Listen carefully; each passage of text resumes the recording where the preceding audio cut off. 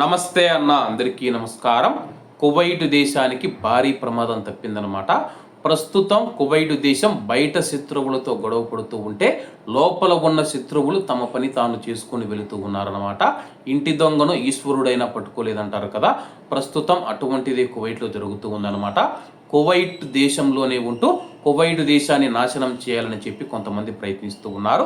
స్థానిక మీడియా తెలిపిన వివరాల ప్రకారం కువైట్ దేశ భద్రతకు విఘాతం కలిగించేలా భారీ కుట్రకు పాల్పడుతూ ఉన్న ఉగ్రముఠాను మినిస్ట్రీ ఆఫ్ ఇంటీరియర్ అధికారులు అరెస్టు చేశారు.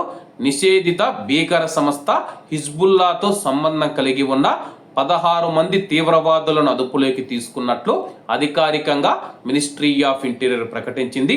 పట్టుబడిన వారిలో విచిత్రం ఏంటంటే కానీ 14 మంది కువైటీ పౌరులు ఉండగా 2 లెబనాన్ పౌరులు ఉన్నట్లు గుర్తించడం జరిగింది. కువైట్లో పుట్టి కువైట్ తిండి తిని కువైట్ దేశంలో పెరిగిన కువైటీ పౌరులు మనం చూసుకుంటే కువైట్ దేశానికి వ్యతిరేకంగా తీవ్రవాదులకు అనుగుణంగా ఆ యొక్క సంస్థలో చేరి కువైట్ దేశంలో దాడులు చేసేందుకైతే కుట్రలు పన్నుతూ ఉన్నారన్నమాట. కువైట్ దేశ సార్వభౌమాధికారాన్ని దెబ్బతీసేలా అరాచకాలు సృష్టించడం, తప్పుడు ప్రచారాలతో అస్థిరతకు గురి చేయడం వీరి ప్రధాన ఉద్దేశమని విచారణలో తేలింది. జాతీయ భద్రతకు ముప్పు కలిగించి పౌరుల ప్రాణాలను, ప్రజల ప్రాణాలను ప్రమాదంలో నెట్టివేసేందుకు వీరు కుట్ర పన్నారు.